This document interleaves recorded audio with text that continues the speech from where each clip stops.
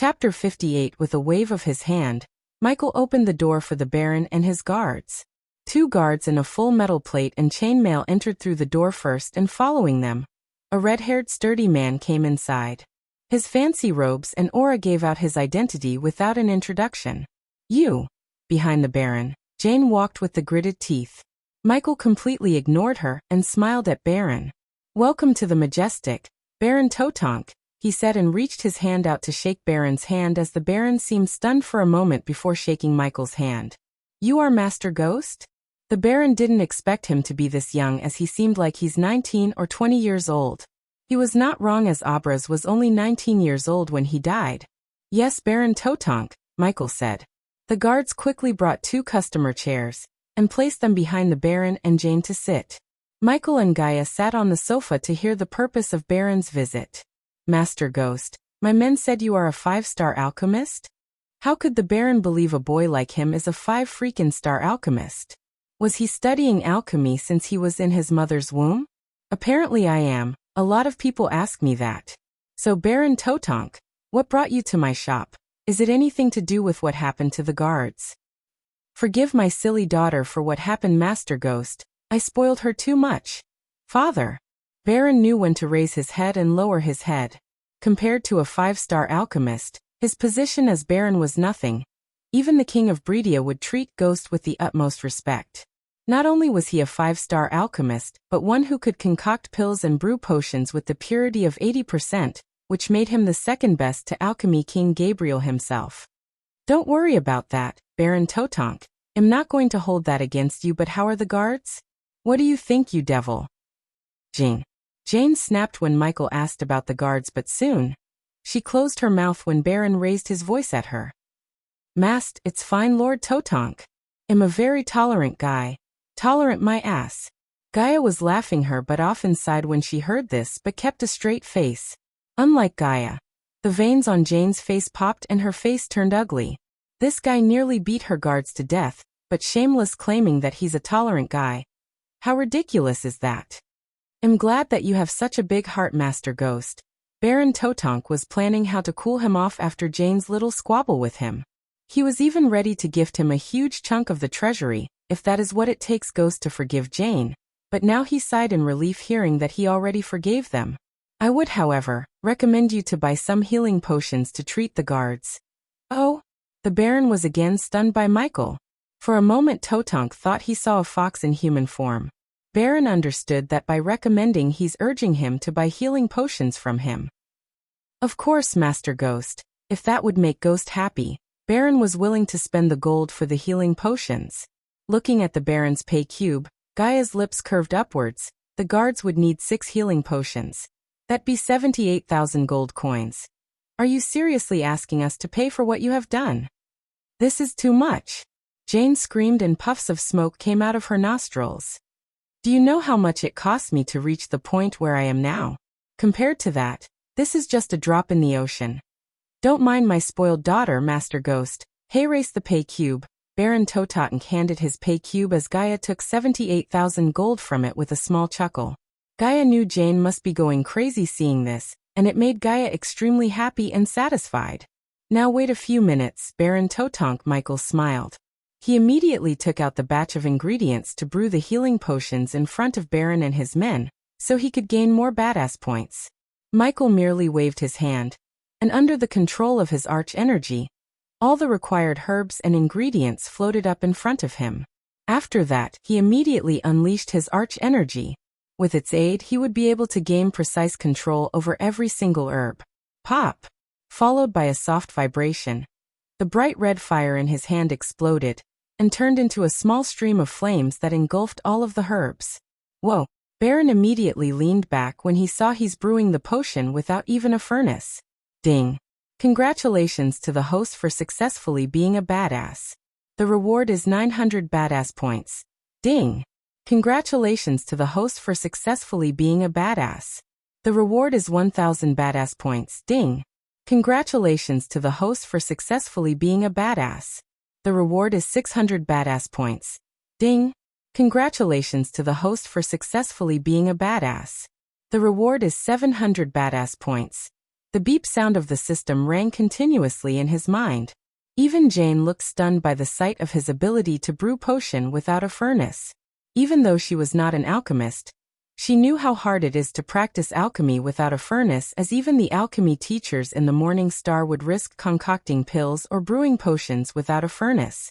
Under the intense heat of the flame, all of the impurities within the herbs were being burnt. Although the purification process looked simple, it was an important step that couldn't be neglected. His action of purifying dozens of herbs at once was simply shocking. He had a calm expression. His black hair was fluttering backward, and his eyes were brimming with vigor like a pair of dark gemstones. With all his focus, he kept staring at the sea of flames in front of him. Within the flames, all the herbs were floating in different positions, and were being burned with different temperatures that suited them individually. There were no doubts about purification being a very difficult step in alchemy. Therefore, when ordinary alchemists concocted pills or brewing potions, they would use a furnace to help control the temperature of the flame. Besides, since each herb had its own melting point, the alchemist would need to purify them one at a time or purify herbs with the same melting point at the same time. If two herbs with different melting points were purified at the same time, it would usually result in impurities remaining or essence being burned off, which then makes the pill or the potion low quality. Even the alchemists with rich experience might at most purify a few herbs together at once. The fact that he was able to purify dozens of herbs together at once was simply astounding. Only the renowned alchemists dared to do so, and none of them would be able to do it so leisurely like he was doing. After a few minutes, 6 vials of green glistening liquid landed in his hand. "Here you go, Baron Totonk," he handed over the vials to the Baron. "If you want anything else, you have to come to the Sunrise sect. We are moving the shop." "Why?" The Baron was surprised and shocked at the same time. "Master Ghost, is it because of my daughter? Why are you moving?" Although the Sunrise sect was a part of Bradford, it was an independent territory unlike here. "It's not, Baron Totonk. Staying here never was my plan. The Sunrise sect is my home now, and I like working from home. There's nothing you can do or say that would make me stay here. Besides, I think it's better if we stay off of each other." Michael looked at Jane when he said. Baron Totonk let out a long sigh. He knew Ghost was right because he knew his daughter. It wouldn't take Jane to find a way to mess with him if he stayed in Bradford. Therefore, the Baron reluctantly accepted Ghost's move. As far as the Baron was concerned, he's on Ghost's good side, and he could use this to build his relationship with him, and use his reputation and status to gain an advantage over the Baron of Sarton. "Then I will wish you luck, Master Ghost, and if you need anything, please just send someone to my humble house. I will do my best to help you."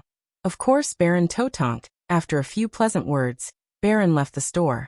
Jane gave him a cold stare before leaving and indicated that she's not done with him. 437,000 gold. Looking at the disappearing figures of the Baron and his men, Gaia said. Not bad at all.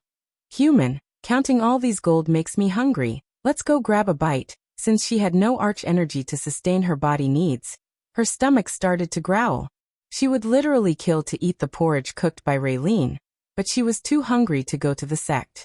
"All right, lead the way." Not long after this, Michael and Gaia arrived at a restaurant. It was a magnificent restaurant with luxurious decorations, and on top of the entrance hung 3 words, "The Ruby Cuisine." It was a 2-story building, and the decorations were magnificent and luxurious. Anyone could sense an aristocratic aura from this place. Obviously, those who could dine at this place were the noblest and richest men in Bradford. It was noon, and this was the busiest time each day for the restaurant. Many rich and famous people wearing expensive clothing kept arriving. And on their way to here, Michael earned badass points just by walking. It was clear that many people now recognized him, and were shocked by his talents thanks to the system. A young man who looked like a waiter was bowing and greeting the customers while shouting out orders at the door. When the waiter saw Michael and Gaia, he hurriedly came forwards and greeted. "Young master, young Mississippi. Please come in," the waiter said, but Gaia could sense a hint of panic and fear in his voice. Gaia nodded, thinking that probably the waiter heard of Ghost's reputation, and was about to enter the restaurant when she noticed Michael standing without moving. "What's going on?"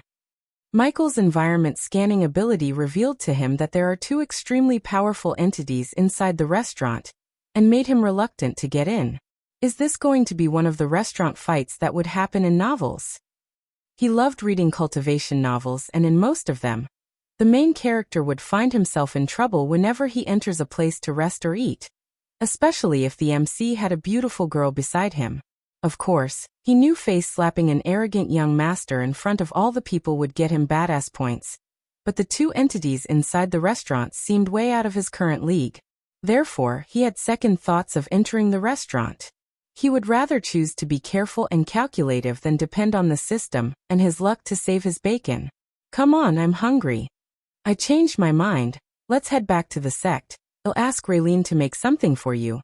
He had to be alive to be a badass, and his instincts told him not to enter the restaurant. So he listened to his instincts and immediately turned back. A good man won't let his friend go hungry. Ghost. Just when he was about to leave, a voice appeared out of nowhere and formed an invisible wall around him. Shit, here we go. Chapter 59. When Michael entered the restaurant and started walking towards the tables, he could immediately feel a pair of eyes looking at him. When he turned around to look at the source of these eyes, he could see two girls staring at him. One of them was blonde and the other was red hair. Obviously, both of them were super hot, but Michael was not in the mood to enjoy their beauties as they could simply kill him like swatting a fly, as the blonde was at the core formation level 6, and the red hair was at core formation level 3. At the moment, two of them were checking him out, and not in a good way. Take a seat, the blonde one gestured at Michael. She had shiny blonde hair, perfect facial structures, and silky smooth skin. The red hair beside the blonde was even hotter and younger than the blonde. Huh. But when he took a step forward, he felt a tight grip around his hand and looked at Gaia, who was shivering for some reason. Although she acted weird, he had his own problems now and walked towards the table without showing his worries on the face. System, at the sign of the first trouble, activate the teleportation scroll. Noted. Immediately he noticed the tension in the hall, and people in the restaurant tried their best not to look at the two girls and him. The atmosphere was quiet and gloomy, like everyone was afraid of these two beauties. Sit down, the blonde one said as Michael calmly sat before them. Wine? The blonde girl asked, but Michael shook his head. I don't drink booze, just water for me and waiter. He signaled the waiter to come. One of the waiters slowly approached them. Bring whatever my friend asks. I'm not hungry. The waiter was already tense, and when he heard Gaia's cold voice, he didn't dare to talk back to her. What's your name? Your real name? The blonde girl asked as Michael took a short sip of water. Ghost. That's my name. I know it's hard to believe, but that's the truth. He tried hard not to sound arrogant. These two were not someone he could mess with, at least not yet. Warning. The system detected a telepathic intrusion. Firewall activated. The system's level is too low to retaliate. The system can only stop the telepathic intrusion. This bitch is trying to hack me? For a moment, the blonde seemed surprised, but she quickly hid her surprise.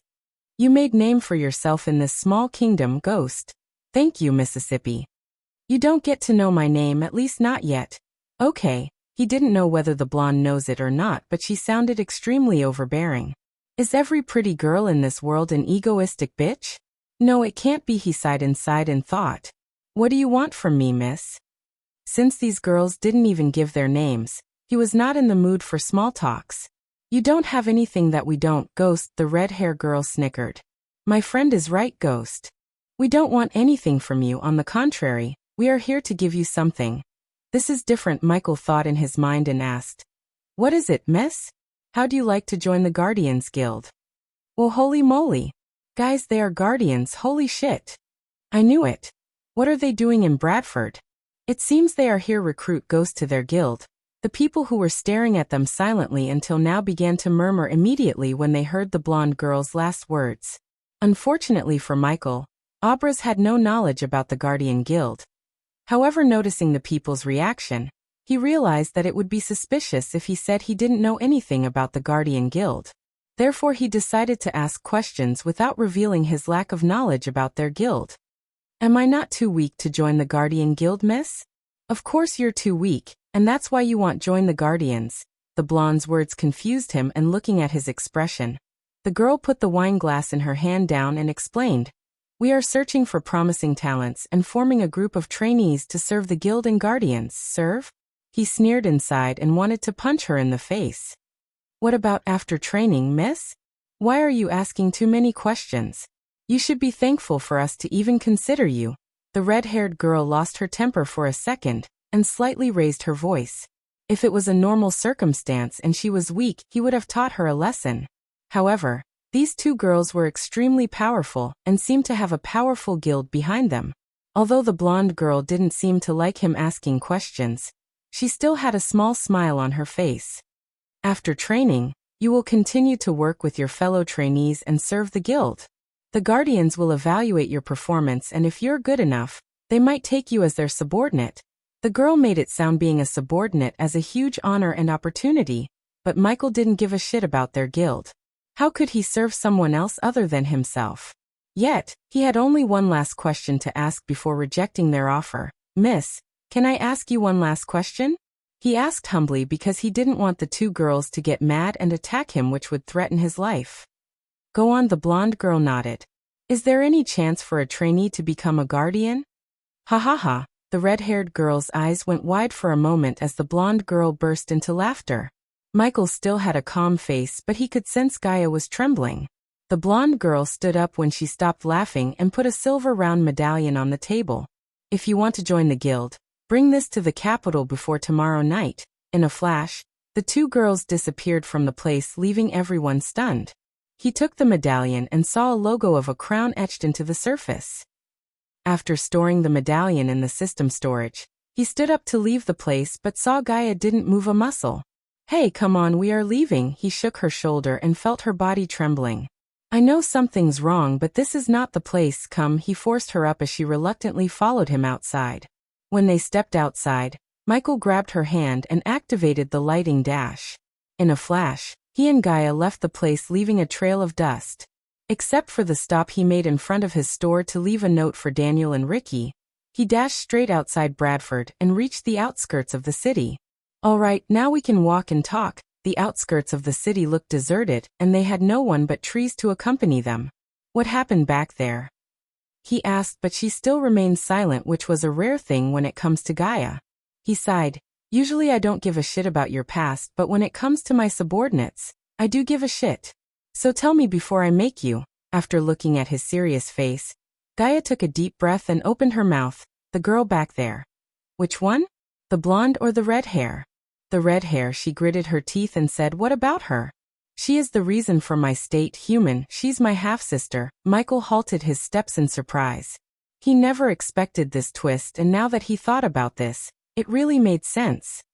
"So that's why you went quiet. You have to tell me what happened in Nagaland. What did you do?" She hesitated to open up, but Michael knew what would cheer her up and make her talk. He retrieved a shiny white pill from the system storage. It was the cheap tier pill that would create a false sense of repairing her crippled meridians. "If you tell me what happened, I will give you this pill I concocted just for you." Her face slightly lit up when she saw the pill and reached out to grab the pills. No flashback, no pills. The pill was too tempting for Gaia, and looking at her expression, he laughed inside because it was like taking candy from a baby. He manipulated her easily. It all started. Short version would do. Tell me only the good bits. Chapter 60. After my mother died, my father married a bitch called Salisi. Together they had Zanali, the red-haired bitch. Zanali, he noted her name and continued his walk while Gaia narrated the short version of her flashback. "Since the moment she was born, she got everything I didn't, my father's attention, mother's love, and everything I longed for." Her voice slightly broke and revealed the sadness in her heart. "A few years ago, I asked one of my minions to collect information the Naga land's population and food consumption level. Why? Because I saw my father asking for a loan from nearby human kings. He wouldn't have done that if he had any other choices." "You thought it has something to do with the population and food consumption of your people?" "Yes, and I was right. According to my minions and spies, my father is liquidating the assets and taking loans from the nobles to run the kingdom. That bastard was driving my mother's kingdom to the ground, and I wanted to fix the situation before he could sell the kingdom piece by piece with that Salisi bitch.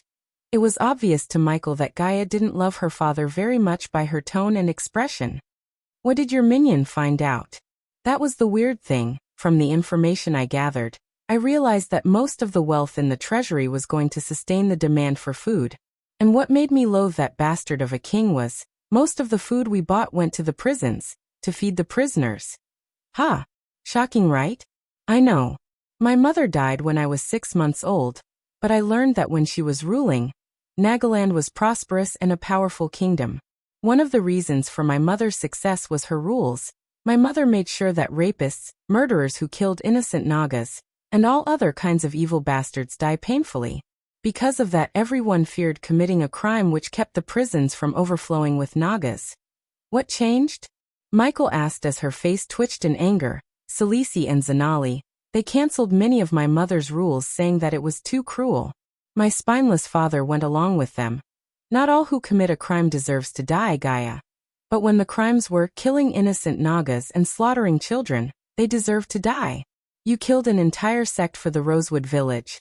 You're right, those deserve to die. Except Salisi and Zanali thought they deserve a second chance. 5 years for a Naga who slaughtered an innocent family and 3 years for serial rapists. What kind of punishment was that? Those bastards treated the prison like a picnic spot, and my father sold my mother's kingdom piece by piece to feed those evil bastards. It drove me crazy, and that was why I always ventured out to calm my nerves, because I feared I would kill that bitch and my half-sister if I stayed in my castle. You still didn't say what you did to deserves to get your meridians broke. She took a deep breath after Michael's question, and stayed quiet for a few seconds before continuing. I wanted to bring Nagaland back to its former glory after I take the throne which rightfully belongs to me. But when I returned to Nagaland after one of my adventures, I heard my father and most of the ministers chose Zanali as the next queen and decided to marry me to some prince of a distant kingdom. That's cold. Why did they choose Zanali instead of you? It was true that Gaia is an arrogant bitch, but she was also the rightful heir to the throne. From what he heard from Gaia, Michael could tell that her father is too soft to be a king, and Nagaland seemed like a place that needed a queen like Gaia rather than a softie like her father, who was clearly controlled by Salisi and Zanali. Because my father loved her more than me, and Zanali earned the people's support with her fake charity works and donations. She seemed like a bitch to me back there. That was her real face, human. I should have killed her years ago. Yet she broke your meridians. How was she able to do that? If my memory serves me right, you must have been stronger than her. Gaia's face reddened in anger. When I heard they chose Zanali to be the next queen, I lost my temper and questioned my father about all the debts and revealed the kingdom's status, crime rates, and every dirty little secret he was hiding, in front of every noble and minister. Except instead of answering, that bastard threw me out of my castle. My own fucking castle, but not before I killed his fucking guards and broke his jaw. She made a boxing posture and punched the air. So you broke your father's jaw. Things are getting interesting. After hearing about her father, and what he was planning to do, Michael couldn't blame Gaia for losing her temper. He wanted to feed the prisons despite the wellness of my kingdom. So I went straight to every prison in the kingdom and burned them to the ground before they could do more damages to my mother's kingdom. When I burned down the last prison, I lost most of my arch energy and power. That bitch Salisi and Zanali attacked me at my weakest state. They captured me and brought me to my father. Do you know the sentence he gave me? Michael shook his head, but he had a feeling that it was not a community service. Tears already started to roll out of her eyes. He wanted to kneel down and ask for forgiveness from the kin of the evil bastards I burned down. I'd rather die than kneel down and beg for forgiveness. And human. She paused for a moment, and when Michael looked at her face, he saw her eyes welling up. You were wrong, human. Zanali didn't break my meridians. My father did. My own father. She then stopped walking and dropped to the ground in sorrow. Her father's betrayal and actions saddened her more than they angered her. I may have a father, half-sister and half-mother, human, but am no different than you, an orphan. I was, am, and always will be. This was the first time he saw Gaia crying, and honestly, it startled him to see her like this. However, he hatched a quick plan to exploit this situation in his favor. For what it's worth, I think of you as my family, Gaia. He wiped the tears off from her face and wrapped his hand around her shoulder to console her. Just like he planned, Her loyalty towards him jumped from 30% to 42%. She was far from being his family, but a simple lie made Gaia's loyalty towards him increase by 12% in one go. He would only consider her as his friend when she reaches at least 70% loyalty, and until then, he decided to lie to her more often to increase her loyalty. Now take this pill, you'll feel better. Besides, you look horrible when you cry, he chuckled as Gaia quickly pushed his hand around and punched him in the shoulder. You bastard. Give me that. He honestly preferred this version of Gaia to the silent sulking Gaia. And by giving the fake pill, he managed to soothe her sadness and anger. So are you going to join the Guardians? After swallowing the pill and wiping away her tears, she asked. About that, what is this Guardian Guild? Surprisingly, Gaia didn't seem shocked but let out a stifled laugh. What would you do without me? Guardian Guild is like the Adventurers Guild but more powerful and influential. They are the law enforcers of the Elon continent. In other words, if you want to rule this kingdom, they will stop you unless you join them and abide by their laws. Law enforcers, he was allergic to that word. Back on Earth, the law and the law enforcers were his biggest enemies. However, on Earth, he had no power to fight the law units head-on, but in this world, he had all the means to destroy them if they stood in his way. He dreamt to control and rule this world from the shadows, and he wouldn't let anyone stop him from turning that dream into reality. Where were they when Ralphie burned down an innocent village? They may have done something if anyone survived the massacre and complained to the Guardian Guild. Even then, it was highly unlikely because the Guardian Guild would send someone to investigate, and they will take their sweet time. When they finish investigating, either Ralphie would have killed the witness, or he would have bribed someone in the guild to make his case disappear. You have to be rich and powerful to get justice from the Guardian Guild, human. The Guardian Guild may have served everyone when it was found, but now, it's all politics. And that's why no matter how great you are, you can't become a high guardian. At best, you can become a bronze-tier guardian. Typical. It was not a big surprise to him to hear about the Guardian Guild because it was like every law enforcement unit on Earth, slow, inefficient, and plagued by politics. Of course, they kept everyone in order on Earth, and all hell would break if there wasn't a law unit like police in a country. Considering Michael was a criminal, he never liked the law enforcers and never would. Chapter 61. The cloud failed to blanket the sky. Instead, it was irregular, chaotic in where it chooses to be thick or sparse. In the gaps, the sky had darkened. The clouds were no longer white or paler gray. Instead, they were blackened shadows that shift with the wind. There were times they moved just enough to reveal the half-moon. But for the most part, there was no light in their way to the sunrise sect. Eventually, both of them reached the outskirts of the sect and started to climb the steps leading to his house. During their chat, Michael learned that the Guardians is categorized into 5 classes or tiers: Bronze class, Silver class, Gold class, Platinum class, and finally the Palladium class. The Bronze class was the lowest in the order, and the powerful class was the Palladium. The blonde he met was a Silver class Guardian, as she wore a silver pendant on her neck, while Gaia's sister managed to earn a spot in the Bronze class.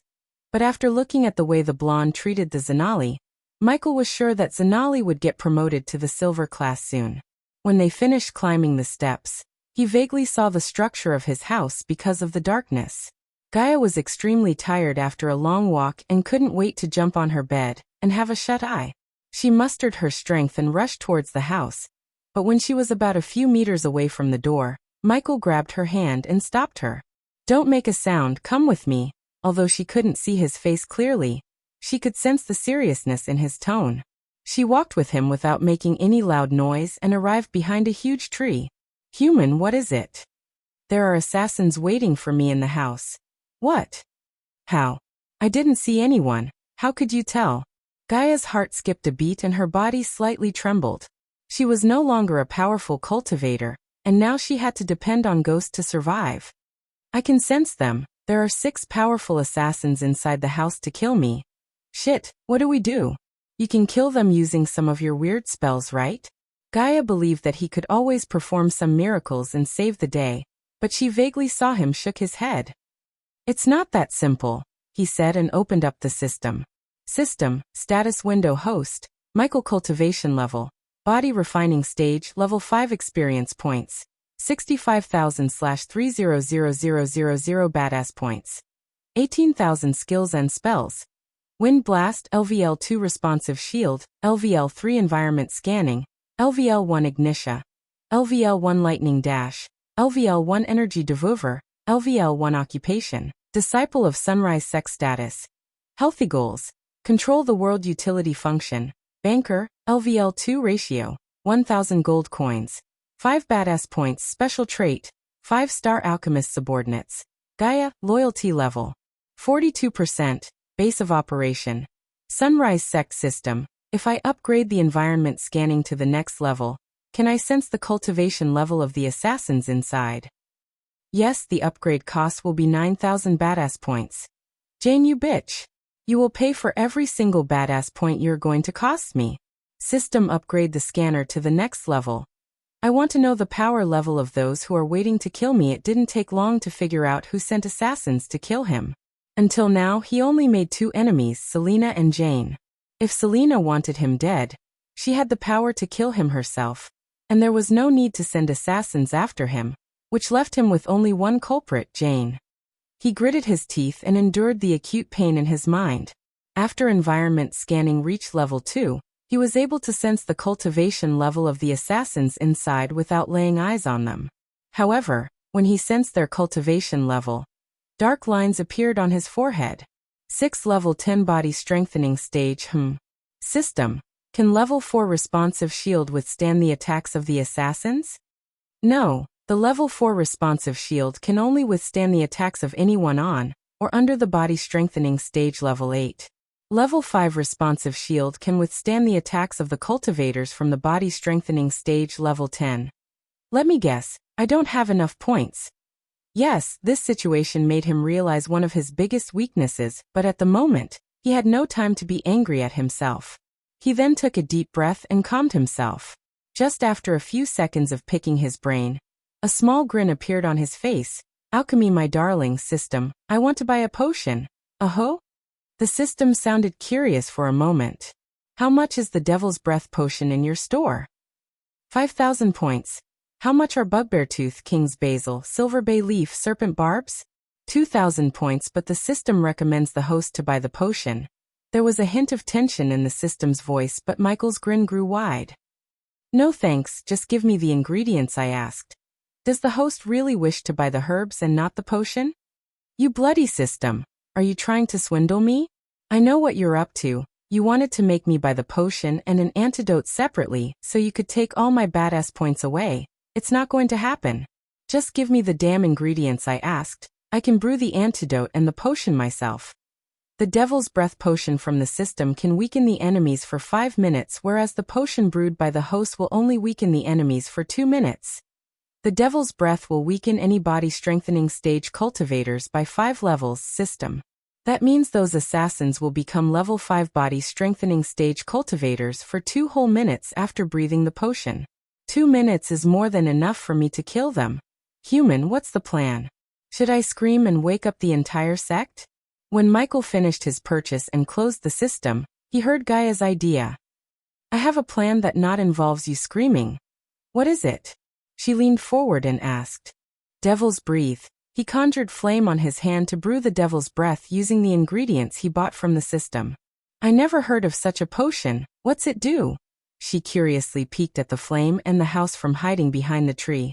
Michael was cautious not to alert the waiting assassins, and stood behind the tree to hide the light coming from the flame. Gaia waited curiously for another 5 minutes, and saw him pour a dark red ooze into a glass vial, and a silvery liquid into another vial before he put away the flame. How do you feel about using the Mark III? He pulled his sleeves up and showed her the grappling hook. Even though the sky was dark, she could vaguely see the silver linings on the device around his wrist. You want me to use this? Heck yeah. Finally. Shoo. In her excitement, she almost shouted. Does the host wish to give the Mark III grappling hook to the subordinate Gaia? Yes, only for a moment. He then removed the grappling hook from his wrist and put it on Gaia's wrist. Just aim at. I know how to use it, human. I saw you do it, she said confidently. All right. Reach the top of the house and pour the potion down through the roof without alerting the assassins. They have to breathe the potion for a few seconds for the potion to work. What if it stinks and they run away before breathing it in? The potion is odorless and the darkness will conceal the color of the potion. Wonderful, let's go and kill those fuckers. And Gaia, he stopped her. After pouring down the potion, barricade the back door. We don't want our guests to escape, do we? Of course, we don't. Leave that to me. Gaia nodded excitedly and sneaked her way around the house to reach the rooftop using the Mark III grappling hook. He waited for her to reach the rooftop, and just as she said, she used the grappling hook perfectly and landed on the rooftop without making a loud noise. Michael then walked towards the door, and before he entered the house, he drank the antidote so the devil's breath wouldn't weaken him. After a few seconds, he sensed the assassin's cultivation power slowly declining. The devil's breath is working. Time to greet to unwanted guests creak. The door made a creaking sound when he opened it. He didn't forget to lock the door after entering his house. Then he took a few steps forward and retrieved his seal knife from the system storage. Guys, you can come out from hiding. 6 body strengthening level 10 assassins to kill me. I'm honored. When the moment he sensed everyone became level 5 body strengthening stage cultivators, he started to count down in his mind. There are 2 of you under my bed, 1 behind the sofa, 1 on the kitchen, and 2 of you are hiding behind the curtain. After a few seconds, he saw 6 figures appearing before him one by one. How did you know? It doesn't matter. What matter is you were dumb enough to mess with you shouldn't have, and now you're going to lose your life. One of the assassins opened their mouth and spoke. Even though Michael couldn't clearly see their faces, he could vaguely notice their costumes resemble the ninja costumes back on Earth. But thinking that he's about to kill the assassins in ninja costume, he laughed. Ha ha ha ha, his laughter confused the assassins. Check your cultivation level. You're no longer at level 10. When he stopped laughing, his face turned serious and cold. The assassins were initially for a second. They thought he was mumbling in fear, but when they checked their cultivation level, their eyes went wide and their legs trembled in terror. And do you know what that means? His grip on the knife tightened, and the killing intent in his pitch-black eyes risen. The devil's breath was a dangerous potion that would lower someone's cultivation level, without even the target realizing until it's too late. The darkness prevented Michael from seeing the terrified expressions on their faces after they checked their cultivation level. It means you're shit out of luck. Chapter 62 Diddle. Diddle. Above Michael and the assassins, Gaia was watching the scene through the roof. Although she couldn't see the scene below clearly because of the pitch-black darkness, the lightning bolts around Michael's hand provided enough light for her to see the assassins taking out their daggers. We are. So, even though they were stunned to see their cultivation level suddenly drop by 5 levels, they refused to believe a body refining stage, level 5 cultivator could harm them in any way. Plus, they thought they had the advantage in numbers. Little, when the last word of his killing slogan escaped his mouth, he disappeared from the place he was standing. Pulch. The assassins saw one of them got stabbed by Michael. The one who got stabbed quickly tried to grab Michael before he turned into a lightning bolt and disappeared again. He's fast. Watch your backs. Michael previously aimed his knife to stab the assassin in the heart, but he was able to see his movements and dodge at the last movement. Yet instead of being shocked, a small grin appeared on Michael's face as he discovered the extent of his lightning dash spell's current capabilities. 90 seconds. He dashed around the assassins while counting in his head. 1. Behind Pulch. Pulch. Michael used his full speed and stabbed one assassin in the shoulder and the neck. The pain made the assassin a little slow, and when he tried to dodge again, he felt an intense pain in his neck, and his legs dropped to the ground. Bing. Congrats to the host for killing a body-strengthening stage, level 10 cultivator. The reward is 40,000 experience points as well as 1,000 badass points. Ding. The host has successfully killed a powerful cultivator above his level for the first time. The reward is 1 gift box. Attack him together. After seeing the comrade falling, the rest of the assassins circled Michael and leaped at him to attack at once. Why isn't he moving? From above, Gaia saw Michael standing there without dashing away as the assassins got closer and closer. Pulch. Pulch. Pulch. Pulch. Pulch. Because the assassins leaped at him at once, Michael easily grabbed one assassin by the hand and continuously stabbed him in the chest. Die. However, when the rest of the assassins stabbed Michael in the back, their daggers couldn't get to his body, and they were stopped by a light blue shield around Michael's body. Ding. Congrats to the host for killing a body strengthening stage, level 10 cultivator. The reward is 40,000 experience points as well as 1,000 badass points. 60 seconds. 4 to go. Whoosh. The remaining 4 assassins were momentarily stunned when they saw the shield. They quickly tried to move out of Michael's grab, and they were able to get away except one. From above, Gaia fired the grappling hook at one of the assassins as the grappling hook hit the assassin in the back and slowed him down. Michael used the assassin's momentary clumsiness and grabbed him by the neck from behind. Then, without wasting a second, he slit the assassin's throat and kicked his body towards the remaining 3 assassins. Ding. Congrats to the host for killing a body strengthening stage, level 10 cultivator. The reward is 40,000 experience points as well as 1,000 badass points. 50 seconds. Ignitia. The 3 assassins dashed away from the body as they didn't want to be slowed down. Yet, when the body got closer to them, the body exploded and the bits and pieces splashed on their faces. Awesome. Gaia never expected Michael would blast the dead body and use the blood and body parts as a distraction. Pulch. Pulch. Pulch. Pulch. Pulch. Because the splattered blood hit them on their eyes, which were the only part uncovered by their costume. Their vision got blurred and 2 assassins instinctively moved their hands to wipe off the blood. Michael used this opportunity and stabbed both of them in the chest using the lightning dash spell to speed his movements. Ding. Congrats to the host for killing a body strengthening stage, level 10 cultivator. The reward is 40,000 experience points as well as 1,000 badass points. In his rush, he stabbed one in the throat and ended the life, but the second assassin survived because he was stabbed through the ribs. Michael didn't stop his movements to end his life, but turned his focus on the last assassin who remained without suffering any wounds. Pulch. Pulch. When Michael and the last assassins were dashing and fighting, Gaia used the grappling hook to hit the assassin who survived Michael's attack. The grappling hook was not a weapon, and it was certainly not enough to kill him, but she kept firing it at the assassin's wound to keep him from escaping or conjuring a spell. 8. The last assassin saw Gaia torturing his comrade from above, and wanted to end Michael's life soon. 30 seconds. The last assassin proved troublesome as he was able to dodge and evade Michael's knife and lightning bolts. Die.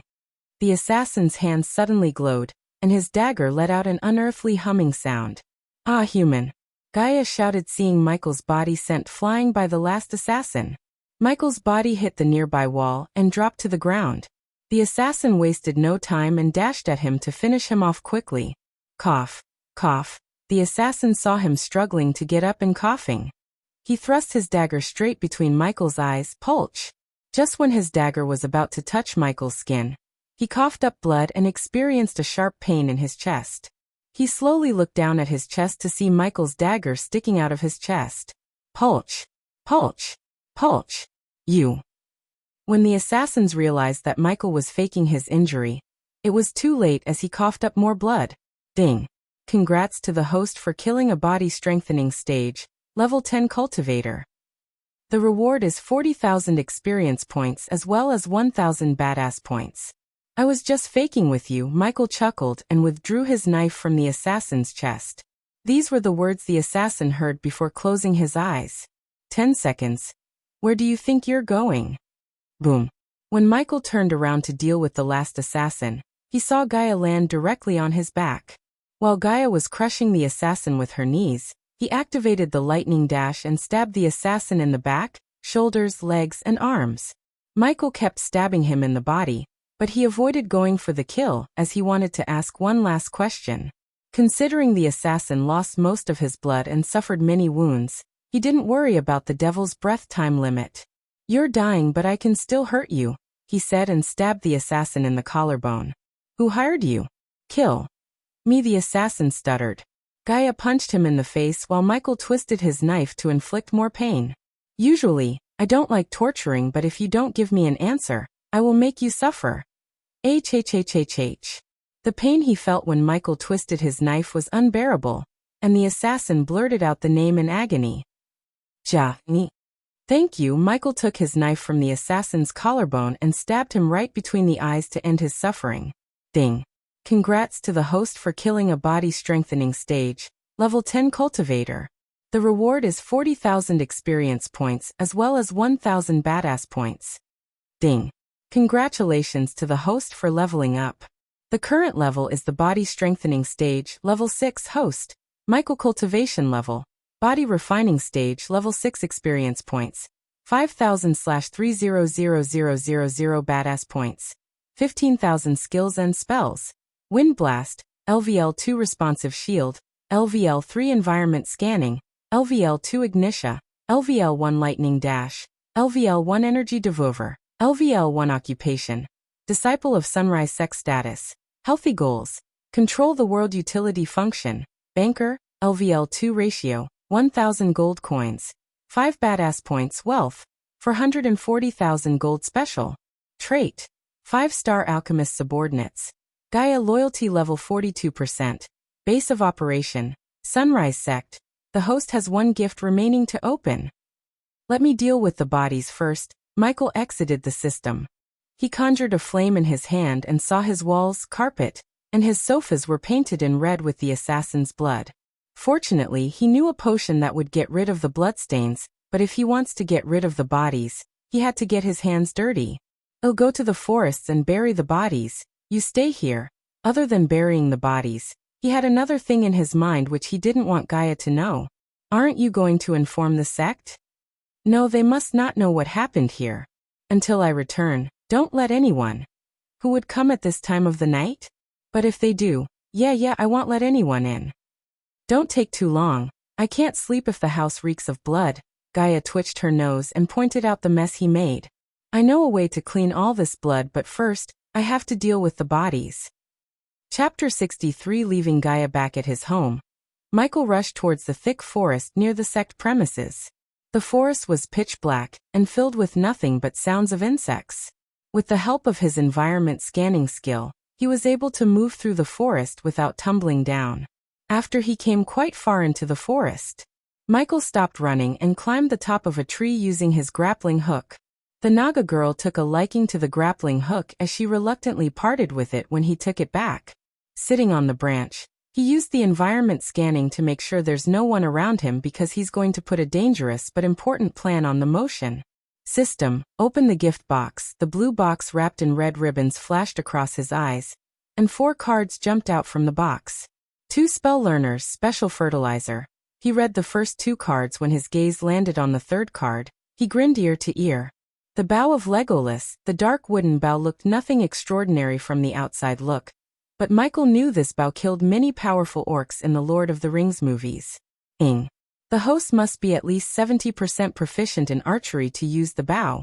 Just as he was grinning at the bow and imagining himself running around firing a volley of arrows upon his enemies, the system bombarded him with a surprise warning. Seriously? Let me guess, I need to buy something from you. Duh. Yes. He could swear he heard a snarky reply from the system before the familiar robotic voice. How much? The system recommends the host to buy the archery pack, which contains special types of arrows and Book of Archery. By using the Book of Archery, the host will become 80% proficient in all long-ranged weapons. It does sound cool, but give me the price first. 24,999 badass points only. The fuck? Why don't you round up to 25k? You sound more and more like the TV ads. System. First of all, Michael knew he has not enough points to buy the archery pack. And second, even if he does, he wouldn't buy the pack at the moment because he needed the badass points to accomplish more significant tasks. Putting the bow in his storage, he stared at the 4th and final item he got from the gift box. The card had 2 swords on the surface. As he began to read the description, the host will be able to dual-wield swords and gain 70% proficiency in sword mastery. He breathed out as his face brimmed with a smile, for he was filled with glee. I always wanted to fight using swords. It seems I got my wish. Hey system, does this skill come with swords? No, the host have to buy the swords separately. Alright, my plan does require a new set of skills. System, list all the swords I can buy between 5000 to 8000 badass points. He waited for a few seconds and the system showed him nothing, not a single sword. The system recommends the host not to be stingy with the badass points. Stingy? Do you know how hard it is to earn XP and badass points without pissing off powerful people? Doesn't matter. How much are the least expensive swords you got? 10,000 badass points. Does it come with the pair or do I have to buy another one to dual wield? Yes, the host has to buy 2 swords if you wish to dual wield. After hearing the system, he wanted to shout at the system, but soon he realized he doesn't always depend on the system to accomplish things. System, I can use any 2 swords, right? Yes, but the system recommends the host to buy swords from the store. And why is that? The items brought from the system store are unique, and the host will not find them in the world. Plus, the items in the store are superior in quality. I know system, but I have already taken a loan. So I must spend each point very carefully, and I need badass points to buy something else for my grand plan. What is that, host? Michael took a deep breath and asked the system. System, I need a new suit. I'm applying the following filters. The suit must be black and under 8,000 badass points. Does the host wish the suit to have a special ability? Special ability suits cost more. If there's a suit with special ability under 8,000, I'll be glad. The suit with special ability starts on 20,000 badass points. Then no thanks, I settle for suits with no special abilities for now. The system started to search for the suits as he saw the loading icon before his eyes. He eagerly waited for the system to come up with the new suit. A few moments after, 3 iconic suits appeared before him. The Zorro costume, the X-Men suit from the X-Men Last Standing, and the Nightwing suit from the Titans. Although I like Zorro, it doesn't suit the purpose, pun intended. He put away the Zorro costume and stared at the X-Men suit and the Nightwing suit. Compared to the X-Men suit, the Nightwing suit seemed more refined and cool. The only thing that irked him was the blue Nightwing logo on the center, and the blue linings on the armor. Let's put on the other items and see which one looks intimidating. System, do you have the cape of Dr. Doom? Michael wished the system to say yes, as Dr. Doom was one of his favorite Marvel characters. He always wanted to dress as Dr. Doom and go trick or treat like normal kids when he was little. But until he reached this world, he didn't have much chance to enjoy his life to the fullest. The black-colored Dr. Victor Von Doom cape will cost the host 1,000 badass points. Good. Put the cape on both the suits. I need to preview before finalizing my purchase. He couldn't hold his excitement. The system luckily cost him nothing to put the cape on the suits. Therefore, he was able to design what kind of suit he needs without worry about the badass points. With Dr. Doom's cape and hood, the Nightwing suit looked way better than the X-Men suit. Looking at the Nightwing suit, he almost decided to go on with this suit, but he still had to buy one important piece to finalize his new suit. System, give me the black mask from the Birds of Prey film, 500 badass points. Thank God, I thought it's going to cost more. System, show me how I would look in both suits in a flash of time. 2 naked bodies appeared before him, and then the system put the X-Men suit and the Nightwing suit on him. Just like his previous thought, when the cape and hood added, the latter looked way better in his opinion. As the last piece, the black mask covered his face. Wow, the black skull mask really looked intimidating under the hood and perfectly suited for his purpose, which was to inflict fear into his enemies and spread his legend. Under the 2 suits, the cost of buying them emerged. The X-Men suit surprisingly cost 7,500 with the cape and black mask, while the Nightwing suit cost was 7,000 badass points. System, I'll buy the Nightwing armor, and after that, I need 4 more items. Does the host wish to equip the suit of armor now? Not yet, I need rock feather, grim aconite, embark, and black metallic spray paint. Does the host wish to brew the fear potion? He wouldn't have thought it would be possible for him to create something similar to the fear toxin that Scarecrow used back on Earth. Although Michael learned chemistry as a part of his training, he was not a master in chemistry. However, this changed when he learned the Book of Alchemy. After becoming 5-star alchemist, he knew the properties of a vast amount of herbs and plants in this world, as well as which can be used to concoct pills or brew potions. With this knowledge, he was able to figure out the formula to a potion that would induce fear. Yes, 800 badass points. I'll take them. After buying everything he needed, he exited the system and started to work on the suit. He first painted the blue Nightwing logo with his metallic black spray paint, and then he painted everything that had blue with the help of his alchemy flame. Shit, I have to look for a bat cave. Working on top of a tree branch is not a straightforward thing. Chapter 64. I cannot wait to wear this bad boy and terrorize my enemies, ha ha ha. Michael evilly laughed looking at his suit of armor. He then stored the armor in his system storage, and started to brew the fear toxin. He was being extremely cautious not to inhale the toxin. As a precaution, he wore the black mask he just bought. Unlike the devil's breath, the fear toxin had no antidote. If he inhaled the toxin, he would experience hallucinations and absolute terror for a few hours. According to his calculations, the weaker the cultivation level, the stronger the effects would be. For an instance, the fear toxin would affect a body refining stage cultivator for 3 to 5 hours, whereas it would affect a body strengthening stage cultivator for 2 to 4 hours. After 15 minutes of careful brewing, he took a medium-sized bottle and poured a black goo-like liquid into the bottle. The fear toxin had a low boiling point, so it would vaporize very quickly and spread to a large area in a matter of seconds, which was perfect for his upcoming plans. Damn. Alchemy is so overpowered. The only thing he lacked to milk full use of his alchemy talent was the ingredients and herbs. Many powerful, overpowered pills and potions required very rare herbs and precious ingredients, which he currently had only one way to get: system store. However, the ingredients and herbs in the system store were extremely costly. Therefore, he decided to grow them old-fashioned since he could buy the seeds from the store cheaper than the grown herbs. As for the items such as wyvern claws, dragon scales, and items he can't grow like herbs, he planned to buy them using gold coins in auction houses. The fight between the assassins made him realize his biggest weakness, that is depending on the system too much. Anytime he could run out of badass points and face a situation like that again. And if he had to solely depend on the system, he would be screwed. Because of this, he decided to take advantage of the world and the people around him. For instance, he planned to grow a large herbal garden at the sect for his alchemy rather than buying from the system. I may as well brew the blood cleaner. Using the grappling hook, he comfortably landed on the ground and began his searches for the herbs required to brew the blood cleaner. He collected most of the herbs near the area where he buried the bodies of the assassins, and now only needed a particular mushroom as the last ingredient. There it is. Considering the mushroom had a fluorescent effect, he was able to quickly find the mushroom. He carefully plucked a couple of glowing green mushrooms and put them into his system storage. At the moment, Gaia noticed a shadow outside through the window.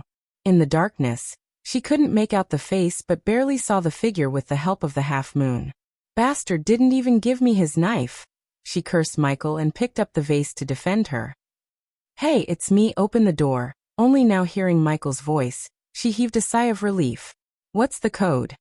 There's no code, you damn snake, she chuckled inside and continued to mess with him. You have only 2 tries remaining, what's the code? Gaia is a bye. Before he could finish his words, she slammed open the door with a furious expression on her face. What did you call me? I was going to say Gaia is a big girl. What did you think? He pushed her away and entered the house. You fucking liar. You were going to say Gaia is a bitch, weren't you? Your words, not mine. Ignoring her scowl, he took out the blood cleaner, which was a milky white potion, and poured it in the bloodstains. What is that smell? Gaia twitched her nose and sniffed the air. What smell? He kept pouring the potion as the bloodstains began to disappear. I don't know. It smells like paint and metally. Michael's hand stopped pouring the potion when he heard her, and looked at her coming towards him, sniffing the air. It's coming from you but not from this potion. She walked closer to him and took his hand. Hey, what are you doing? She sniffed his hands and nodded. Yes, it's definitely coming from you. Michael never expected a snake like her to have a sense of smell like a dog. Even though he washed away the paint stains on his hands and could no longer smell the pain, he realized she could still smell the metallic paint. Of course it's coming from me. Do you think potions magically appear? One of the herbs I used to brew the blood cleaner smells like paint. That what you're smelling? Well, make it go away. It stinks. She put his hand back and loafed into the sofa since the blood on it now disappeared. Do you smell everything that stinks? Thop. She threw a piece of broken wood at him instead of answering as he chuckled a little. When he finished pouring all the blood cleaner, he heard hissing and snoring and turned to see Gaia fell asleep on the sofa. Looking at her curled figure, he went to his room and brought her bedsheets. I should plant the seeds before they come in the morning. He left the house after covering Gaia with the bedsheet. He expected small gestures like these would help him increase her loyalty to him, and then he could finally cure her and get a powerful subordinate. The herbal garden of the Sunrise sect was previously cleaned off by him, and now had nothing but grass and weed. For now this small garden would do, but in the future, I'm going to create the largest herbal garden in Breedia. The herbal garden before him was only 200 square feet in size, and had no protection around it. Not that someone would rob a small garden in a declined sect. Taking out the seed pack and the compost he bought from the system, he started to get his hands dirty. Maintaining his garden would be Ricky and Daniel's job, but for now he chose to do it. After he finished preparing the soil, he remembered about the special fertilizer he got from the system's gift box. The fertilizer was a green powder packed inside a paper bag. System, tell me about this. The special fertilizer will permanently increase the land's fertility and growth speed of the herbs. According to the system's calculation, the seeds would take 2 days to grow in this garden, and the fertilizer would make them grow in a day. Then, it's a good thing I ordered Ricky and Daniel to buy the herbs from Sarton. It's bad for business to send back the customers on its very second day. After he met Gaia's sister and the blonde at the restaurant, he left a note and a pouch of coins for Ricky and Daniel. On the note, he ordered them to go to Sarton and buy everything he listed, as he needed the items to concoct pills and brew potions. The items were enough to keep the shop open for 2 days, and after that, the herbs in the garden would be ready to be plucked and used to make the potions and pills. Soon after, he left the herbal garden and made his way back to his house. Today was a very fruitful day. He broke through to the next level by killing the assassins. He finally bought the suit of armor for his plan, brewed the fear toxin, and planted the seeds to cut the purchasing cost of herbs. One last thing he had to do before putting his suit of armor was to get the list of all the criminals in the kingdom. If his plan to go as smoothly as he planned, he must kill some criminals and introduce his second persona to Breedia. And when everyone starts to fear and worship his second persona, he would finally end the life of the one who sent the assassins to kill him, Jane Totonk. Since I come to this world, I killed many, but Jane, you're the first person I'm going to assassinate. Chapter 65. The very next morning, the sound of carriages and chattering of people interrupted Jack's peaceful cultivation. He had no idea where this noise was coming from. On the busiest day of his sect, there would be only 1 or 2 carriages, and even those belonging to the debt collectors. Yet now he heard continuous commotion and noise of carriages. He could no longer concentrate on cultivation. He opened his eyes and walked outside to check what's happening. What the hell? When he stepped out of his tiny room, he was welcomed by the sight of a huge number of people walking towards their sect. Particularly, they head directly towards the place where Ghost was staying. Who are all these people and why are they coming here? Brother Jack, do you know what's going on? Some of his juniors also woke up by the commotions, and they came asking Jack. I don't know, but I should go and inform the elders. Meanwhile, countless noblemen of Bradford and Sarton were all rallying into their mountain range after hearing about the 80% pure pills and potions. Some people from the influential factions had come too. As time passed, more and more people came. Soon people filled the whole area. Some people even wanted to buy places earlier in line in front of Michael's home, but no one was willing to sell their place. What's going on? Why on earth are there so many powerful and influential people here? Raylene woke up early to make breakfast for the children and clean the sect building. And when she saw the crowd this early in the morning, she was surprised. Inside Michael's house, Gaia's eyelids twitched, and the commotion outside disturbed her slumber.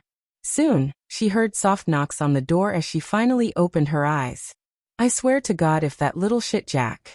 Just as she was about to finish her curse, she remembered about the store and realized the people had come before even the morning sun. Throwing aside her bedsheet and tying her hair into a ponytail, she went to open the door. The moment she opened the door, she was stunned by the crowd that greeted her. For a second, she stared at the sea of people before her speechlessly before talking. The sun hasn't even risen yet, people. Wait a few hours, Alchemist Ghost will be here with you soon, Gaia shouted out loudly. Miss Elia, I came here first, so will be the first person to order. I have come for the energy boosters. I want healing pills, my grandpa is dying. I want 5 revitalizing pills. Their shouts almost broke her eardrums as she shouted again, "Fine, stand in line. If anyone tries to cut in line, we won't open the shop. Do not worry, we will behave ourselves. If anyone dares to cut in line, I will kill him. Yes, kill him." On her way to his room, she hatched a quick plan in her mind. After seeing the crowd of customers at their doorsteps on the very second day, she wanted to put her fingers in the pie. Does asking 50% on the profit is too much? Asking this question, she kicked open Michael's room door to see him peacefully sleeping on the bed. She was surprised to see him sleeping rather than cultivating, because only mortals had to sleep to refresh their minds and bodies. She wouldn't have slept if she was still a cultivator, as a few hours of meditations and cultivation would make her feel rested. However, she didn't expect a genius like Michael to sleep like a baby despite the commotion outside. "Hey, wake up." She came beside his bed and dragged the quilt away, like an angry mother waking up her kid. "Go away." He didn't let go of his quilt. Like many school students and workers, he failed to fight the 10 times the gravitational effect of the bed in the early morning. If he was on Earth, he had to use every minute and second honing his skills, because people on Earth would age and become sloppy at what they do with age. However, he was not on the Earth anymore. He was in a world where he could use the system to become an immortal. Therefore, he wanted to enjoy little things such as morning sleep more. He didn't plan to go from place to place often, piss off powerful people and fight all the time. He intended to enjoy this life to the fullest and experience every earthly pleasure he could. However, his earthly pleasure was being currently interrupted by this princess. "Don't make me pour water down on you, ghost, because I will do it. Give me a kiss and I will wake up." He reached out his hands as his eyes were still shut. "Sure thing, come closer." Instead of being angry, she sounded sweet and moved closer. He could feel the hot breath coming from her and a tint of jasmine. Although he knew she's not going to kiss him, he curiously moved closer and closer to see what she's planning. "Ah." His curiosity soon answered as she took a bite out of his left ear. "That's what you get for a kiss, you damn bastard. Now wake the fuck up, ghost. We have rich goats to milk." Finally, the thought of getting richer made him jump out of his bed. "Master Ghost." As Michael and Gaia were standing in the room, Daniel and Ricky came running, but when they saw Gaia, both of them halted their steps. "Oh, forgive us, Master Ghost." Ricky blushed and bowed, asking forgiveness as he thought Gaia and Michael were busy on the bed. "Why the fuck are you blushing?" Gaia shouted at Ricky, and when he opened his mouth, she yelled again, "No, I don't even want to know. If I did, I would beat the shit out of you. Come, we have a business to open." She took both Ricky and Daniel to set up her executive chair that she recently fell in love with in her workplace. "Ghost, go get ready." "Daniel, wait, I have another job for you. Make it fast," Gaia said, and walked away, leaving Daniel behind. "Daniel, I want you to go and get the list of all criminals, or anyone we shouldn't sell our products from the guild, or anywhere you can." A while ago, he saw bounty posters on the Adventurer Guild notice board. Considering he needed to be here, he decided to ask Daniel to get the posters. However, the reason for this was not about selling his products but putting his plans in motion. "As you wish, Master Ghost." Daniel didn't ask any questions as he bowed and turned to leave as Michael stopped him. "Be discreet." After sending Daniel on his way to the Adventurer Guild, Michael brushed his teeth and put on his neo-robes. Human Gaia came looking for him before he steps out of his room again. "Claire and the oldies are here. Let's go meet them." Right at the moment, Claire and the elders were standing in the hall, and the sight of this much crowd outside the house stunned them. They knew the people were waiting for Michael, but they didn't know why they came here instead of going to his shop at Bradford. When the elders and Claire turned their gaze away from the crowd, they saw Michael as their mouths slightly opened. "You had a breakthrough? Again?" Elders Mila's heart skipped a beat. Only yesterday he was at the body refining stage level 5, but just in a day, they saw him reach level 6. A true genius. Brother Ghost is a freaking monster. With this rate, he would reach the next stage in a couple of months. Ding. Congratulations to the host for successfully being a badass. The reward is 500 badass points. Ding. Congratulations to the host for successfully being a badass. The reward is 800 badass points. Ding. Congratulations to the host for successfully being a badass. The reward is 1000 badass points. Ding. Congratulations to the host for successfully being a badass. The reward is 600 badass points. Just by impressing the elders and the few disciples behind them, he reaped a bunch of badass points. While the elders were staring at him shocked, Claire had a gentle smile on her face as the more he grew, the more chance they would have to revive their sect. Sect leader Claire, elders, he greeted them with a wide grin and a nod. Sorry for not informing you about this. I would have moved the shop here if it wasn't for what happened in Bradford with Jane. I realized that if she messes with me again, I would do more than breaking her bodyguard's bones. I didn't want that, so I decided to move the shop here. I hope sect leader Claire and the elders don't mind. I wanted to inform you yesterday, but meeting with the Guardians took some time. Guardians? From the Guardian Guild. Elder Miles felt the world around him spinning in shock, and dropped onto the chair behind him. What did they talk to you about, if you don't mind us asking? Elder Sandra asked with a soft voice. They asked me to become their trainee, but I rejected them. You did what? Oh my God, I'm going to die. Elder Miles screamed again and fainted on the spot as the other elders also looked quite startled. Claire heaved a sigh of relief inside. If he left the sect to join the Guardian Guild, how could she revive her sect? Ghost, tell us everything that happened. Elder Mark asked, and the elders sat down on the sofa. Of course, elders. Just give me a moment. He grinned widely because he realized that if he concocted pills and brew potions while talking to them, he would look more badass and accumulate the much-needed badass points, not to mention the gold coins. Elia, start taking the orders, we are opening. Chapter 66. Show off. Gaia mumbled under her breath, and opened the doors to the customers waiting outside. What are you doing? Elder Sandra frowned. After taking the pills he gave her, Elder Sandra's complexion looked better, and she seemed healthier than before. Multitasking. Elder Sandra. These people are waiting for me from early morning and you're here for an explanation. I can't make either of you wait any longer, Michael calmly explained and conjured the flame on one hand while sitting on the sofa to concoct the pills. It's dangerous not to solely concentrate on what you're doing, Ghost. The elders were genuinely concerned because if he made a mistake, not only him but they would also get burned by his mistake. Trust me, this is a walk in the park for me. Now where was I? Rejecting the Guardians, Elder Mark said as Michael started to tell everything that happened in the restaurant except the fact Gaia's sister is a Guardian. Look, he's concocting pills while talking to the elders. I've never seen an alchemist concoct pills so casually. Yeah, I heard even the Alchemy King wouldn't let anyone inside his work hall as concentration is crucial in making pills and brewing potions. Are you saying that Ghost is better than the Alchemy King? He might be because Alchemy King Gabriel is 50 years old, but look at him, he's not even 25. Imagine where he would be in another 25 years. Just like Michael planned, the people were stunned by him multitasking and murmured among themselves. Ding. Congratulations to the host for successfully being a badass. The reward is 700 badass points. Ding. Congratulations to the host for successfully being a badass. The reward is 500 badass points. Ding. Congratulations to the host for successfully being a badass. The reward is 900 badass points. Ding.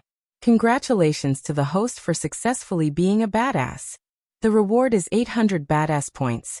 Inside the house, Michael heard the continuous ringing of the system notification.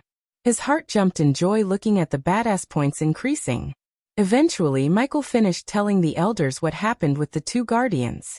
The elders and Claire let out a deep breath. Because they were immersed in Michael's story, they failed to notice the money he just made, but Jack was more interested in the money than Michael's story. He slowly walked to Gaia's counter and looked at the pay cubes over her shoulder. At the next customer came to Gaia's counter and placed his order. Miss, I'd like to order 2 revitalizing pills, 2 arch energy boosters and 3 healing potions, 81,000 gold. What do you think you're doing? Gaia turned back to see Jack's eyes sparkling at the amount of gold she just took from the pay cube. Can I touch it? Jack had never seen a pile of gold coins before, and in front of him, a huge pile of gold coins lighting the room with their shine. No, you can't touch it, you little shit. Go away. Gaia shushed him away from the stack of gold coins. Michael noticed this scene but didn't say anything. After being shushed away by Gaia, Jack went to Ricky, who was busy taking the pills and potions from Michael's hands and delivering them to the customers. Do you need any help? Jack asked Ricky. No, my lord. I'm doing just fine. I'm not a lord, I'm just like you, a commoner. I'm Jack Roybin. What is your name? Jack reached his hand out as Ricky reluctantly shook his hand because lord or not a lord. Jack was a cultivator at the foundation stage level 4, while he was just at the arch sensing level 3. Ricky Mervan. So Ricky, how much are you earning working for Brother Ghost? Ricky was surprised by Jack's sudden blunt question, but he sighed inside and answered, 120 gold, Jack. Per year? Per month though? Wait. What? Jack's body shook for a second hearing Ricky. He was barely able to send 10 or 20 gold coins once a year to his home, but Ricky was earning way more than he ever could. What disturbed him more was Ricky was just a mortal while he was considered a cultivator. I wasted my life cultivating, oh God. Jack mumbled continuously and went to join Elder Miles on the sofa. All right, people, we are closing the shop for today. We'll open again in 2 days, and we will have more varieties of pills and potions. Spread the news. If I see anyone knocking on my door tomorrow, I won't be responsible for killing the one who knocks. Oh, come on. We didn't get to order anything. This is unfair. I need healing potions to save my grandma. If you love your grandma so much, come before anyone else. Gaia yelled at the person who tried to use his dead grandma to buy pills. The ones who got to buy pills and potions left the mountains with a wide grin, while the people who didn't get the chance walked away with gloomy faces. After she shut the doors, Gaia started to count the gold coins under the shocked gazes of the elders and Claire. Jack still tried to touch the pile of gold as Elder Mark swallowed a mouthful of saliva looking at the scene. Warning! Warning! Debts of the base of operation are increasing. What the? Michael's smile disappeared hearing the warning beeps inside his mind. He then entered the system to see what's going on, and why is the system yelling at him?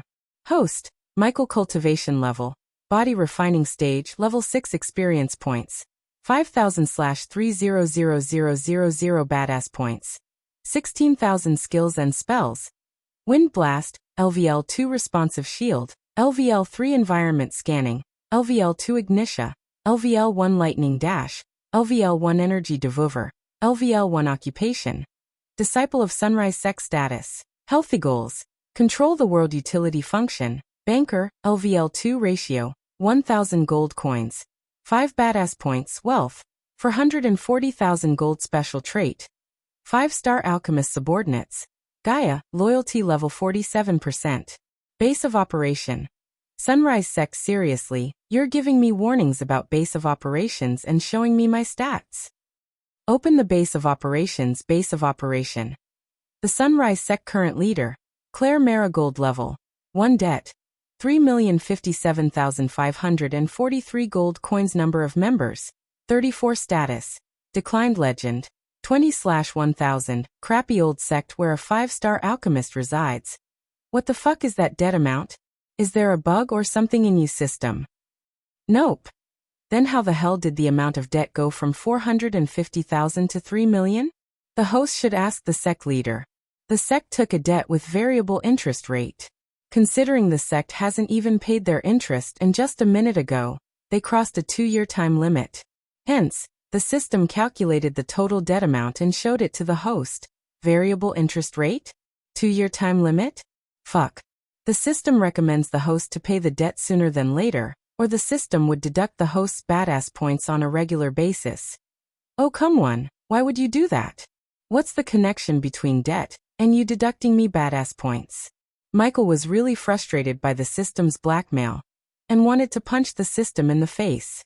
He was planning to buy new swords and renovate his house using the gold coins he earned through hard work, but now he had to pay the debt as soon as possible. The answer is simpler than you think, host. You are not a badass if you are neck deep in debt.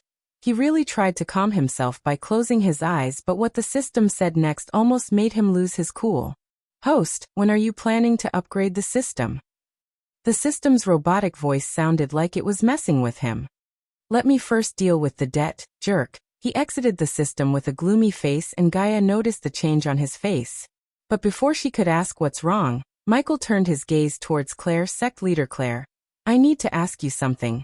His voice brought Claire front the days of looking at the shining pile of gold. What is it, Ghost? How much debt are we in?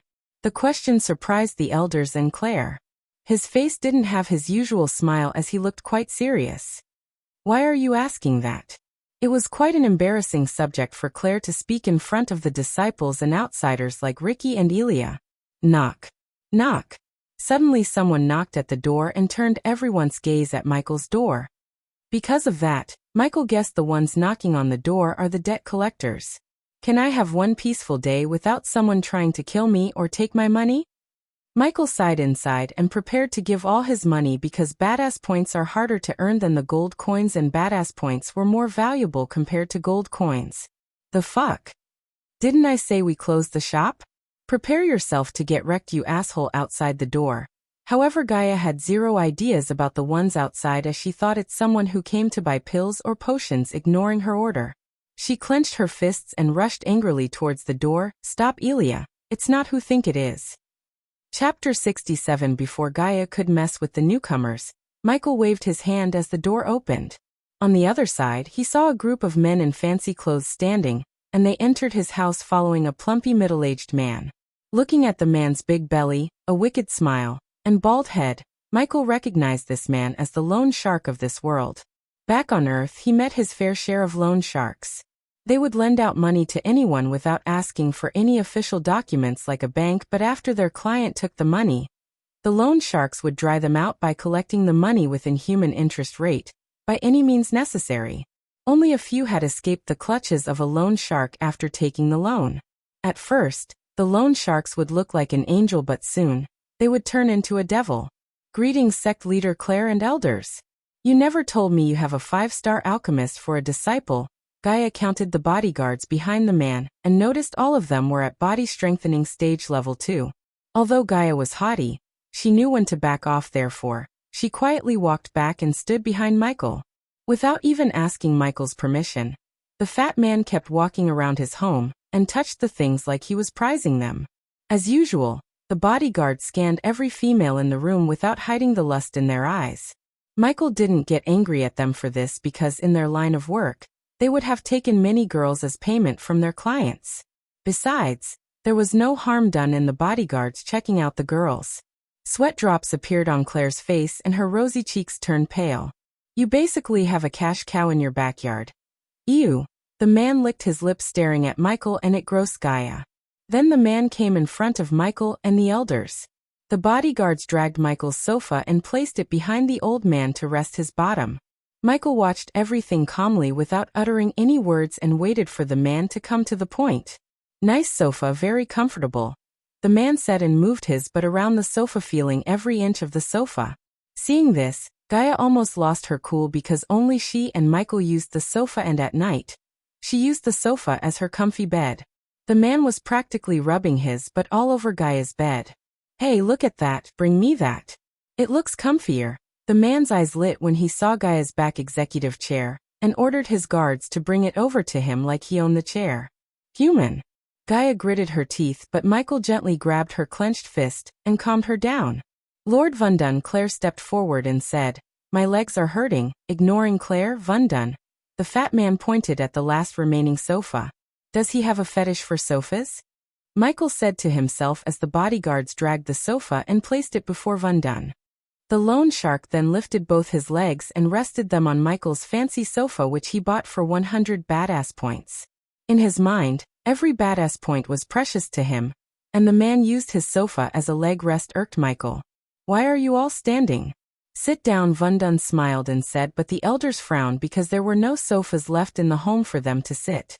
What? Sitting on the ground do wonders for your bodies. System. Give me the royal luxury corner sofa set. What kind of badass would stand in front of a loan shark like a servant? And because the elders and Claire were members of his base of operation, they kinda represented him. Therefore, Michael spent 200 badass points and bought the luxurious sofa this sect has ever seen. When the elders were about to bend their knees to sit on the ground, Michael waved his hand as the royal sofa set appeared behind them. Whoa ding. Congratulations to the host for successfully being a badass. The reward is 500 badass points. Ding. Congratulations to the host for successfully being a badass. The reward is 400 badass points. Ding! Congratulations to the host for successfully being a badass. The reward is 200 badass points. Ding! Congratulations to the host for successfully being a badass. The reward is 100 badass points. Vundun and the bodyguards opened their mouths widely looking at the pearl-white sofa with golden pillows and pads. The sofa was so big as it took up most of the hall space. That's why Michael didn't buy the sofa before. However, looking at the badass points he earned by showing off, he was glad that he bought the sofa. Gaia was the first one to appreciate its beauty as well as sit. She bounced around the sofa excitedly. Sect leader Claire, elders Michael gestured at them and took the center seat on the sofa to directly face Vundun. Claire and elders felt tough when they were with Michael. Claire nodded and sat beside Michael while Gaia sat on Michael's other side. He was sitting between two beauties but his eyes were locked on the loan sharks. Vundun stared at Michael again, and a wide grin appeared on his face again. So how much do we owe you, Lord Vundun? Before Claire could open her mouth, Michael took the lead because this was his time to take the things into hands.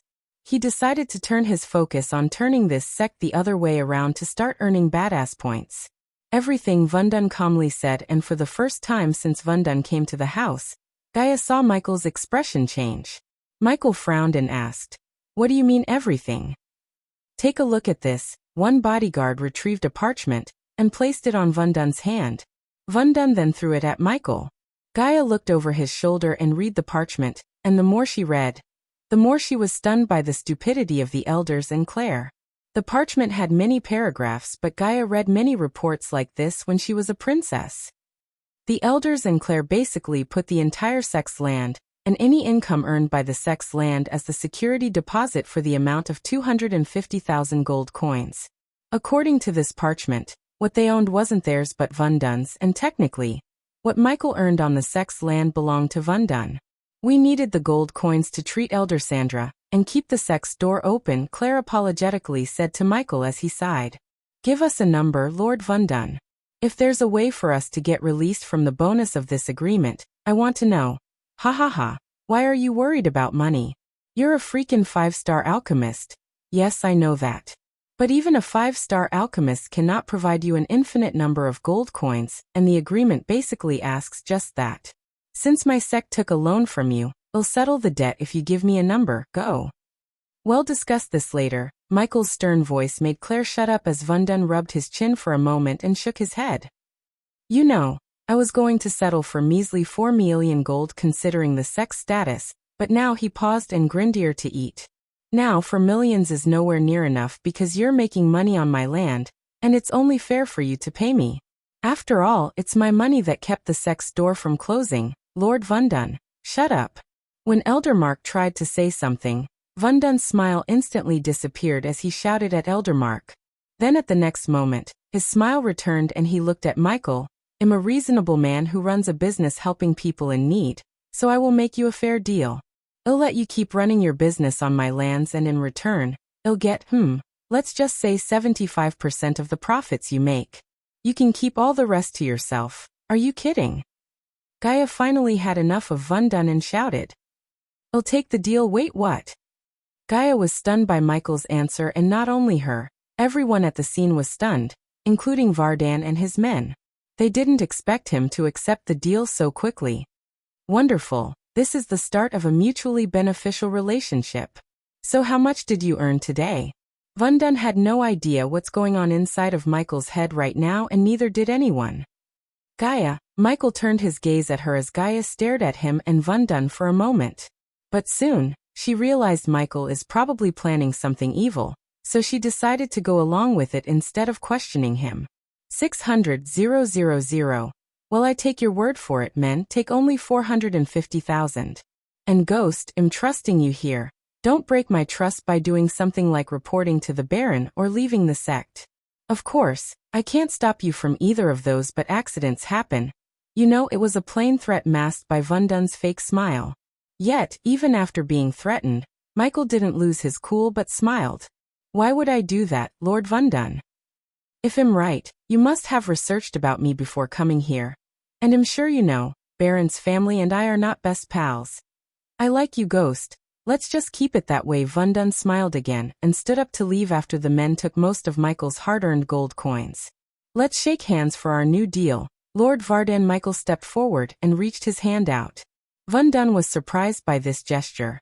Vundun was not a fool. He knew very well that he blackmailed and threatened the youngster before him. Vundun couldn't figure out why he looks so calm despite his threats and blackmails. Prodigies like him are known to have a quick temper and pride, as they wouldn't like to be threatened, but this youngster before him seemed not to be a typical prodigy. However, it didn't matter what he thought. As far as Vundun knew, Ghost had no known major power backing in Breedia, and even if he did, they can't touch Vundun and his company because they had no headquarters or places, as Vundun's company traveled around the continent to avoid being located by their enemies. Therefore, even if Ghost had someone behind him, they wouldn't be able to locate Vundun and his men to attack, and if they try, Vundun would burn this place to the ground when no one is expecting. Why not? Vundun smiled and shook Michael's hands before leaving the house. Lucifer will finally make his appearance in the... You're going to love this. Join my Discord to see the character images of the novel. If you want to see how hot Gaia is or how badass Michael is, head to my Discord and check the characters under Hitman with a badass system section. And don't forget to shout out for me in the Discord. Chapter 68. So, are you going to tell us what you're going to do? Gaia asked. The second Vundun's figure disappeared from their sight. I'm not going to do anything. Everyone stared at Michael bewildered as Gaia tilted her head like a confused puppy. Are you fucking with me, Ghost? There's no way I'll let that motherfucker take our money. Michael patted Gaia's shoulder to calm her down. Accidents happen, Elia. Accidents happen. After saying this, Michael turned towards his room and walked to his room, but before he closes his door, he stopped for a moment. I'm going to cultivate, don't disturb me. He then closed his door, leaving everyone with the question, what did he mean by accidents happen? Host, Michael. Cultivation level. Body refining stage, level 6. Experience points. 5000/300000 badass points. 17500 skills and spells. Wind Blast, LVL2 responsive shield, LVL3 environment scanning, LVL2 ignitia, LVL1 lightning dash, LVL1 energy devour, LVL1 occupation, disciple of sunrise. Sex status. Healthy goals. Control the world. Utility function. Banker, LVL2 ratio 1000 gold coins. 5 badass points. Wealth, 690,000 gold. Special trait. 5-star alchemist. Subordinates. Gaia, loyalty level 47%. Base of operation. Sunrise sect. Inside his room, he sat in a meditation posture and closed his eyes. When he opened the system, he checked the host window system. I need a vial of chloroform. Why don't the host buy herbs and brew it yourself? The system sounded angry as Michael realized the system is still holding a grudge for not buying the devil's breath from the store. He didn't know whether to laugh or yell at the system for throwing a tantrum. Oh, don't be like that, system. This time I'll buy the chloroform from you. 200 badass points. Take it right after. A vial with colorless liquid appeared in his hand. Is that bastard really cultivating? From the other side of the door, Michael could hear Gaia mumbling and saw her gawking through the keyhole. She was probably wondering when he was going to jump out of the window and chase after Vundun. However, Michael still sat there with closed eyes and sending a stream of air with chloroform mixed in towards Gaia. Since chloroform had a distinct smell and Gaia had an acute sense of smell, he made sure the amount of chloroform he vaporizes and sent towards her is limited. Eventually, when the sun disappeared below the horizon, Gaia fell asleep on the ground due to the effect of the chloroform. Sorry, Snakey, this is something I have to do alone. When he was about to stand up and jump out of the window, the system stopped him. Does the host plan to put on your new suit of armor and kill Vundun? As a matter of fact, I am. Then you should do one last thing, host. Amidst Farkwoods far away from the Sunrise sect, a small party of men was navigating through the path, not by sight yet by their memory. Around them, the dark woods stand as noble black knights, fresh from the fields of legend. Although the sound of heavy downpour reverberated the forest, the thick canopy prevented the rain from bestowing its full wrath on the group. Despite the rain and the darkness, the group kept moving through the woods.